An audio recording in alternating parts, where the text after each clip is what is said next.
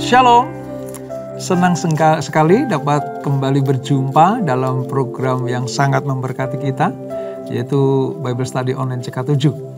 Di mana hari ini kita akan melanjutkan pembelajaran kita, saudara, dari kitab yang baru. Kita sekarang masuk ke kitab Nehemia. Nehemia itu siapa? Apa tugasnya? Bagaimana perannya bagi kehidupan bangsa pilihan, yaitu bangsa Israel pada waktu itu, khususnya kerajaan Yehuda. Seperti apa sepak terjangnya? Ini sangat menarik sekali, saudara. Karena pada zaman Nehemia ini sejaman dengan Nabi Ezra yang pernah kita pelajari. Kalau Ezra itu membangun kembali bait suci, Nehemia itu membangun tembok Yerusalem.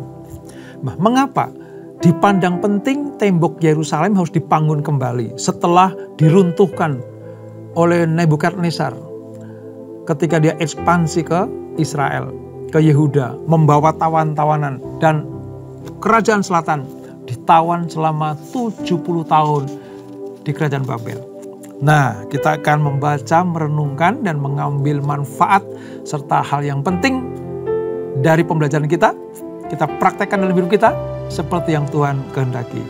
Namun terlebih dahulu mari kita datang kepada Tuhan. Kita menyembah Dia.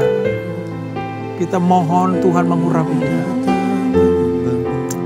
Kami datang kepadamu Tuhan Yesus, sebab Kau Allah yang baik, Kau Allah yang ajaib, Yesus.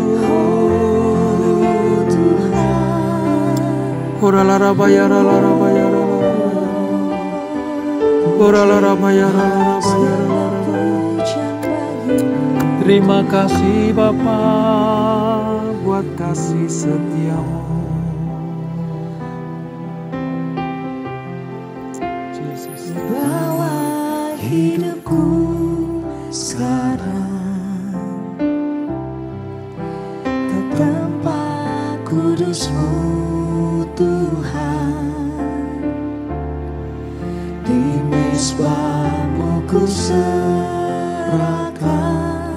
seluruh hidupku.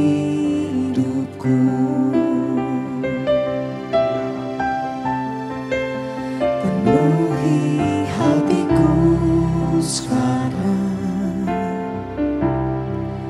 dengan urapan yang baru, agar aku lebih lagi mendengar suara-Mu.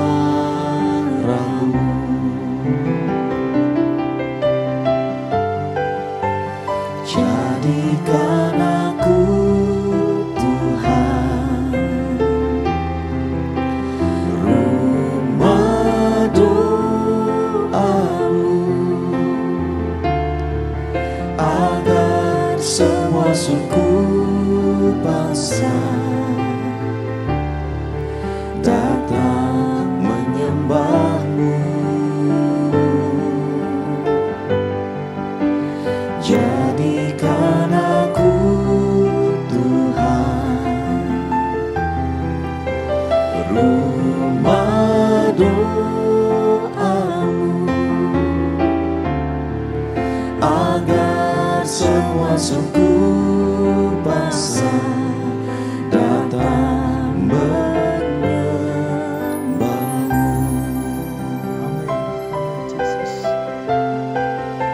Ku bawa hidupku sekarang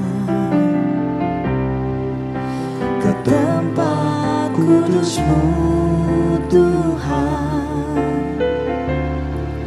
Di mezbah-Mu ku serahkan seluruh hidupku.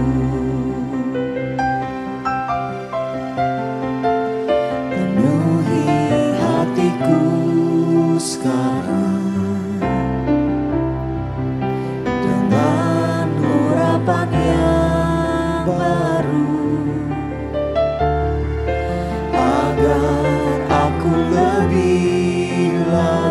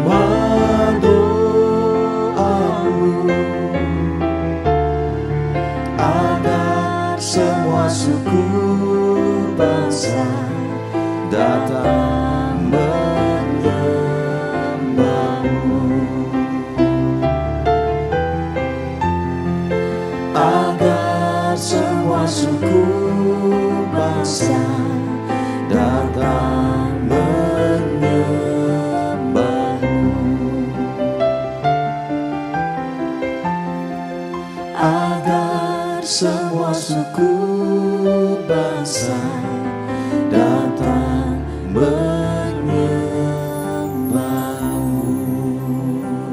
Haleluya Yesus. Kami datang menyembahmu Tuhan, menyembahmu ya Yesus. Kami datang kepadamu, setiamu Tuhan. ini bait kudus-Mu Yesus. Ini bait suci-Mu. Ini rumah doa agar semua bangsa datang kepadamu.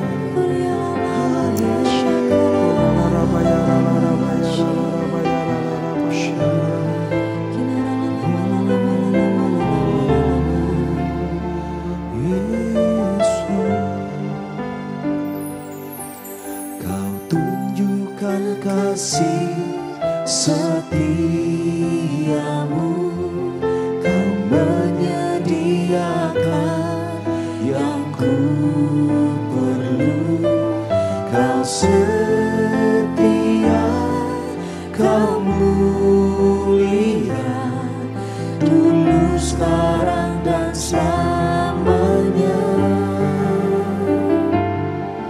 Kau tunjukkan kasih setiamu, Kau menyediakan yang ku perlu. Kau setia, Kau mulia, Bapa, Kau setia. Kau tunjukkan kasih setiamu, Kau menyediakan yang ku perlu. Kau setia, Kau mulia, dulu, sekarang, dan selamanya. Kau tunjukkan kasih setiamu, Kau menyediakan yang ku perlu. Kau setia, Kau mulia, Bapa, Kau setia.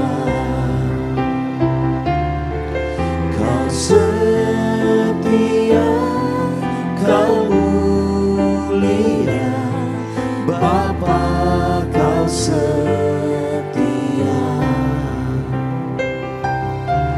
Kau setia, Kau mulia, Bapa, Kau setia. Amin, amin, amin. Engkaulah Bapa kami, Engkaulah Gembala kami, Engkaulah Tuhan dan Raja kami. Engkau sungguh sangat setia melakukan perbuatan-perbuatan-Mu yang ajaib, memelihara kami, menuntun kami, memagari kami dengan kasih setia-Mu. Sebentar kami akan melanjutkan pembelajaran kami ya Tuhan, untuk semakin mengenal Engkau lewat firman-Mu. Urapi kami, jamah kami, supaya kami betul-betul menjadi anak-anak Tuhan yang merindukan perkataan firman sabda-Mu itu. Sebab sabda-Mu adalah kehidupan kami. Urapi kami Bapa, dalam nama Yesus. Mari yang siap belajar firman Tuhan, sama-sama kita katakan amin. Kita akan membaca dari Nehemia pasal yang pertama saudara, ayat 1-11. Bagaimana permulaan kehidupan dan pelayanan Nehemia yang sangat mempengaruhi kehidupan rohani bagi bangsa Israel, khususnya kerajaan selatan. Nehemia berdoa bagi orang Israel. Riwayat Nehemia bin Hakalya. Pada bulan Kislev tahun ke-20 ketika aku ada di Puri Susan, datanglah Hanani salah seorang dari saudara-saudaraku dengan beberapa orang dari Yehuda. Aku menanyakan mereka tentang orang-orang Yahudi yang terluput, yang terhindar dari penawanan, dan tentang Yerusalem. Kata mereka kepadaku, orang-orang yang masih tinggal di daerah sana, yang terhindar dari penawanan, ada dalam kesukaran besar dan dalam keadaan tercela. Tembok Yerusalem telah terbongkar dan pintu-pintu gerbangnya telah terbakar. Ketika ku dengar berita ini, duduklah aku menangis dan berkabung selama beberapa hari. Aku berpuasa dan berdoa ke hadirat Allah semesta langit. Kataku, ya Tuhan Allah semesta langit, Allah yang maha besar dan dahsyat, yang berpegang pada perjanjian dan kasih setianya terhadap orang yang kasih kepadanya dan tetap mengikuti perintah-perintahnya. Berilah telingamu dan bukalah matamu, dan dengarkanlah doa hamba-Mu yang sekarang kupanjatkan ke hadirat-Mu siang dan malam bagi orang Israel, hamba-hamba-Mu itu, dengan mengaku segala dosa yang kami orang Israel telah lakukan terhadap-Mu. Juga aku dan kaum keluargaku telah berbuat dosa. Kami telah sangat bersalah terhadap-Mu dan tidak mengikuti perintah-perintah, ketetapan-ketetapan dan peraturan-peraturan yang telah Kau perintahkan kepada Musa hamba-Mu itu. Ingatlah akan firman yang Kau pesan kepada Musa hamba-Mu itu, yakni, bila kamu berubah setia, kamu akan kucerai-beraikan di antara bangsa-bangsa. Tetapi bila kamu berbalik kepadaku dan tetap mengikuti perintah-perintahku serta melakukannya, maka sekalipun orang-orang buanganmu ada di ujung langit, akan kukumpulkan mereka kembali dan kubawa ke tempat yang telah kupilih untuk membuat namaku diam di sana. Bukankah mereka ini hamba-hamba-Mu dan umat-Mu yang telah Kau bebaskan dengan kekuatan-Mu yang besar dan dengan tangan-Mu yang kuat? Ya Tuhan, berilah telinga kepada doa hamba-Mu ini dan kepada doa hamba-hamba-Mu yang rela takut akan nama-Mu, dan biarlah hamba-Mu berhasil hari ini dan mendapat belas kasihan dari orang ini. Ketika itu, aku ini juru minuman raja. Nah saudara, pada pasal yang pertama di Nehemia ini diceritakan bagaimana Nehemia itu mendapat kabar tentang orang-orang yang tidak ikut dibuang yang tersisa di Yerusalem. Mereka tidak diangkut ke Babel. Mereka tinggal di Yerusalem. Ya sepertinya tidak masuk ke pembuangan. Sepertinya tidak diperbudak di Babel. Tapi ternyata dari laporan Hanani dan orang-orang dari Yehuda tadi, ternyata keadaan mereka itu tidak baik. Mereka sangat menderita. Ya mungkin karena gak ada raja, gak ada pemerintahan yang sah, karena semua dibuang. Orang-orang unggulan, termasuk Daniel, Sadrak, Mesak, Abednego, itu buang ke Babel. Maka kehidupan mereka yang tinggal di Yerusalem itu betul-betul sangat memprihatinkan. Menderita sekali. Sudah begitu dilengkapi dengan apa penderitaannya? Tembok Yerusalem, lambang tentang pemeliharaan, pagar, keselamatan itu runtuh. Ya, diruntuhkan oleh Babel, oleh Nebukadnezar. Bahkan pintu-pintu gerbangnya itu dibakar habis. Sudah tidak ada yang tersisa lagi. Nah, demi mendengar berita itu, Nehemia sangat terpukul, sangat sedih hatinya, dan menangis di hadapan Tuhan. Memang saudara, nanti kalau kita baca selanjutnya kisah dari Nehemia ini, dia itu termasuk nabi yang suka sekali menangis. Ya, suka sekali meratap kepada Tuhan. Kenapa? Karena melihat, mendengar, ikut merasakan bagaimana bangsa pilihan, bangsanya sendiri itu mengalami kehidupan yang tidak menyenangkan. Sedikit tentang arti kata Nehemia. Nehemia itu artinya Tuhan itu besar. Ya, Tuhan itu besar. Dia lahir di Persia.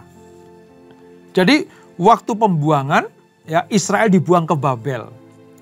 Babel berkuasa penuh, tiba-tiba Babel dikalahkan oleh Raja Persia, Media Persia. Nah Media Persia ini yang nanti mengizinkan orang-orang buangan kembali ke Yerusalem. pada zaman Ezra dan Nehemia ini. Nah, Nehemia mendapatkan sebuah kedudukan yang lumayan enak, saudara. Apa itu? Sebagai juru minum raja Persia. Selain dia juru minum raja zaman itu, saudara, itu sangat penting pekerjaannya. Dia yang memastikan minuman dan hidangan raja itu bebas dari racun. Bebas dari sabotase kalau ada makanan yang sengaja untuk meracuni raja. Atau toh tidak disengaja pun jangan sampai raja sakit ya ketika dia menyantap minuman dan makanan. Itu tugas Nehemia. Dia keturunan Yahudi tapi lahir di Persia. Nah, dia juga pemimpin politik sebenarnya, ya. Dan dia nanti akan membawa rombongan terakhir kembali ke Israel, ke Yerusalem untuk membangun tembok Yerusalem. Fakta penting bagi kehidupan Nehemia adalah ia memimpin rombongan Yahudi, ya. Itu yang terakhir kali. Karena rombongan 1 dan 2 itu zamannya Ezra, ya. Lalu Nehemia membawa rombongan yang terakhir keluar dari Babel untuk membangun tembok keliling bagi kota Yerusalem. Nah, Nehemia ini, saudara, meninggalkan Persia menuju Yerusalem itu sekitar tahun 444 sebelum Masehi. Untuk apa? Diberikan kesempatan oleh Raja Persia supaya Nehemia menjadi gubernur Yehuda. Ini terjadi 13 tahun setelah Ezra tiba di sana. Nehemia tiba dengan tugas apa? Dari Raja Persia untuk membangun kembali tadi tembok Yerusalem. Dan apa? Memperkuat kota. Sekalipun banyak tantangan, banyak hambatan. Ada orang-orang yang tidak suka tembok itu terbangun kembali. Tapi pada akhirnya, di hari yang ke-52, Nehemia menyelesaikan pembangunan tembok Yerusalem. Dia tercatat sebagai orang yang sangat berbakat, berani, tekun, memiliki hati yang penuh belas kasihan kepada orang yang tertindas. Dan yang lebih hebat lagi adalah Nehemia itu mengandalkan doanya kepada Tuhan sebelum beraktivitas atau melakukan tugas-tugasnya. Dalam Alkitab dicatat, ia bersama dengan Ezra membawa pembaharuan rohani untuk umat Allah atau orang Israel. Ini pentingnya kehidupan Nehemia. Nah, mari kita lihat, saudara, bagaimana permulaan pekerjaan tugas Nehemia ini. Yang pertama begini, Nehemia mendengar berita yang tidak mengenakan itu. Belas kasihannya muncul, lalu dia berkabung. Dia berkabung. Di pasal 1 ayat 4 tadi, dia berkabung. Dia juga berpuasa dan berdoa. Nehemia sangat terbeban bagi umat Tuhan dan pekerjaan Tuhan di Yehuda. Selama 4 bulan, ia mencurahkan isi hatinya kepada Allah dalam doa dan puasa. Disertai dengan cucuran air mata. Karena kesulitan yang diderita umat Allah di Yerusalem. Khususnya kerajaan Yehuda. Saudara bisa lihat. Karakter Nehemia adalah karakter orang yang lembut hatinya. Tapi kuat di dalam iman. Dan penuh belas kasihan. Sekalipun dengan cucuran air mata, doa dan puasa. Itu ibaratnya kan bertolak belakang sekali dengan orang yang menurutnya gagah gitu, saudara. Tapi kekuatan Nehemia, kegagahan Nehemia terletak pada karakter ilahi yang ada dalam dirinya. Ini Nehemia, saudara. Nah, ketika Nehemia mendengar berita itu, dia berdoa. Salah satu doanya ya, dia mohon apa? Supaya Raja Persia berbaik hati untuk mengizinkan dia pulang ke Yehuda. Nehemia bukan hanya mau berdoa saja di Persia. Nehemia nggak cuman pengen meratap di Persia. Nehemia rindu sekali menginjakkan kakinya di Yerusalem. Ingat ya, dia lahir di Persia. Mendapatkan kedudukan yang luar biasa sebagai juru minum raja. Tapi dia punya kerinduan, memiliki kerinduan supaya dia menginjakkan kakinya di Yerusalem. Makanya dia berdoa supaya apa? Mendapatkan belas kasihan dari Raja Persia. Kalimat ini saudara, perhatikan baik-baik. Ayat 11 ya, ayat 11. Ya Tuhan, berilah telinga kepada doa hamba-Mu ini dan kepada doa hamba-hamba-Mu yang telah takut akan nama-Mu, dan biarkanlah hamba-Mu ini berhasil hari ini dan mendapat belas kasihan dari orang ini. Kata mendapat belas kasihan dari orang ini artinya izin dari Raja Persia. Nehemia berdoa agar Allah menolongnya supaya ia betul-betul bisa bekerja dengan efektif. Demi apa? Demi bangsanya, demi orang Yahudi, demi orang-orang buangan yang ada di Persia dan yang tertinggal di Yerusalem. Wow, hati yang seperti ini nih, yang sedang dinanti-nantikan oleh Tuhan pada zaman kita ini, saudara. Orang yang peduli atas kerohanian bangsanya, sesamanya, kaum keluarganya, gerejanya. Mari kita lanjutkan pembelajaran ini, saudara. Ini luar biasa.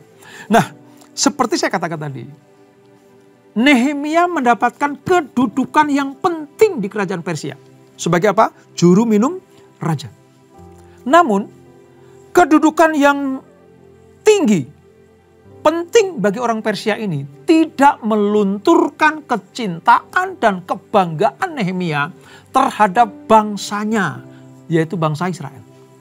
Oleh sebab itu, berita tentang terlantarnya kota Yerusalem dan umat yang ada di dalamnya yang sangat-sangat menderita itu membuat Nehemia bersedih. Harusnya rasa hati yang diderita, yang dialami oleh Nehemia itu juga ada dalam hati, perasaan saudara dan saya. Kalau ada saudara seiman yang menderita, mereka terancam, mereka betul-betul mengalami kesulitan, harusnya kita punya belas kasihan seperti Nehemia. Bukan hanya berdoa, bukan hanya berpuasa, tapi betul-betul melangkah dan bertindak. Kerinduan Nehemia untuk bisa datang ke Yerusalem itu bentuk nyata dari empatinya. Bukan cuma simpati tapi juga empati dari Nehemia. Dan Allah sedang mencari orang-orang seperti itu. Saya rindu Tuhan menemukan dalam diri saudara dan saya. Ya, bukan cuma bisa berdoa dan puasa, tapi juga ada tindakan nyata supaya lengkap dan sempurnalah kehidupan iman kita kepada Tuhan. Nah, sedih memang sedih. Tetapi Nehemia tidak larut di dalam kesedihan. Kesedihannya tidak membuat Nehemia frustrasi atau sedih yang berkepanjangan. Ketika dia mendengar peristiwa itu, ya sedih, tapi dia bangkit. Untuk apa? Mencari pertolongan. Nehemia tahu persis siapa yang dapat menolong dia. Satu-satunya penolong Israel, penolong umat pilihan cuma Tuhan. Nehemia menempuh langkah-langkah spiritual yang sangat mendasar. Dan itu mengapa kitab ini atas nama Nehemia ini tercatat dalam kanonisasi kitab suci kita. Karena Nehemia melakukan tindakan-tindakan yang sangat berkenan kepada Tuhan. Mari kita lihat langkah-langkahnya. Yang pertama, tindakan apa yang berkenan kepada Tuhan dari Nehemia? Yang pertama, dia berpuasa dan berdoa kepada Tuhan. Allah semesta langit. Itu ayat 4b tadi ya. Allah semesta langit.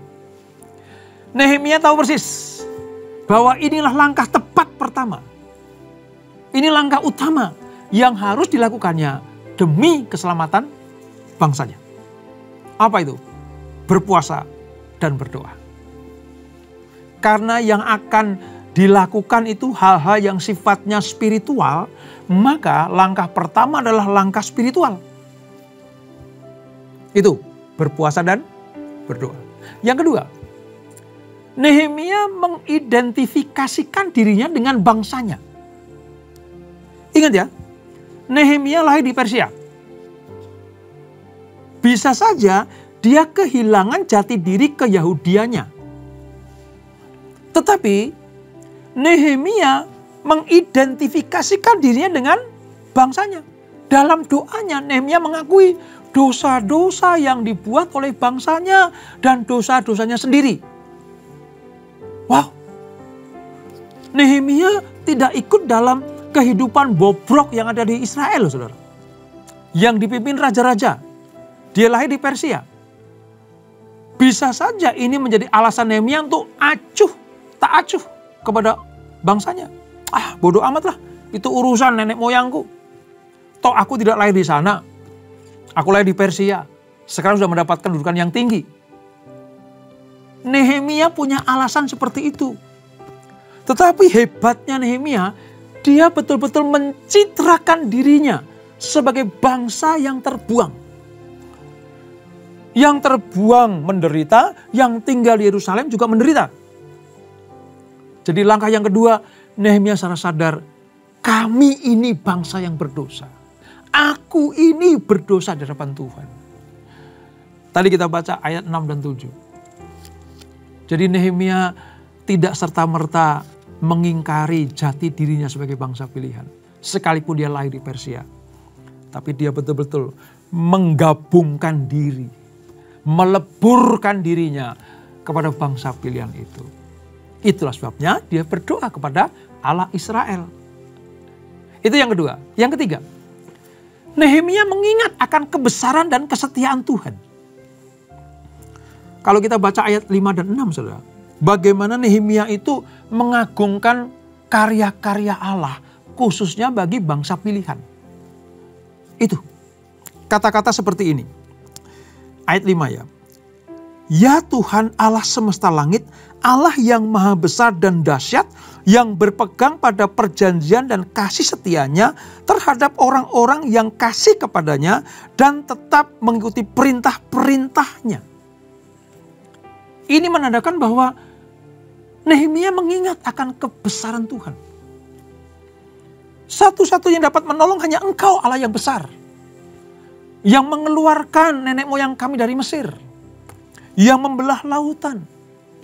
Yang menyediakan mana setiap hari. Yang memberikan kemenangan atas bangsa-bangsa sekeliling kami, musuh-musuh kami. Tanpa Engkau kami tidak akan mampu. Hanya karena kebesaran-Mu lah maka kami dapat menjadi bangsa yang besar seperti ini. Wah, luar biasa. Ingat ya, Nehemia sebenarnya agak jauh dari sejarah bangsanya karena dia lahir di Persia. Tapi rupa-rupanya saya yakin dan percaya Nehemia itu dapat cerita-cerita, ya. Dia bisa membaca riwayat bangsanya itu dan dia meleburkan dirinya dalam kehidupan bangsanya, yaitu bangsa pilihan Tuhan itu. Makanya dia mengakui kebesaran keagungan Tuhan. Yang keempat, Nehemia menuntut kepastian nubuatan Tuhan pada zaman Musa. Mari kita lihat ayat 7, saudara. Kami telah sangat bersalah terhadapmu. Ini pengakuan dosanya. Ya, ayat 7 itu. Lalu ayat 8. Ingatlah akan firman yang kau pesankan kepada Musa hambamu ini. Yakni, bila kamu berubah setia, kamu akan kucerai-beraikan di antara bangsa-bangsa. Tapi bila kamu berbalik kepadaku dan tetap mengikuti perintah-perintahku serta melakukannya, maka sekalipun orang-orang buangan ada di ujung langit, akan kukumpulkan mereka kembali dan kubawa ke tempat yang telah kupilih untuk membuat namaku diam di sana. Janji ini pernah diucapkan Tuhan kepada Musa. Hei Musa dan orang Israel, kalau engkau berubah setia, aku akan cerai-beraikan. Dan itu terbukti, sudah dilakukan Tuhan. Kenapa? Karena kerajaan utara sangat-sangat menyakiti Tuhan, dibuang ke Asur. Selatan pun banyak berbuat dosa, ditawan ke Babel. Sudah tergenapi, karena berubah setia.